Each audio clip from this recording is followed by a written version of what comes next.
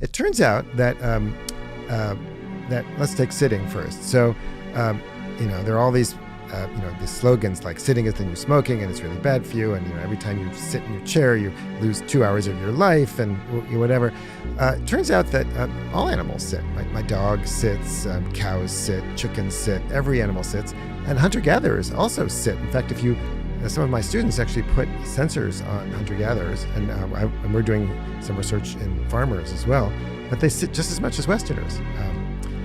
So sitting there's nothing special about being about today's life. It's that we sit all day long and don't do anything when we're not sitting. Right? So if you and furthermore, the big difference is not so much how much we sit, but how we sit.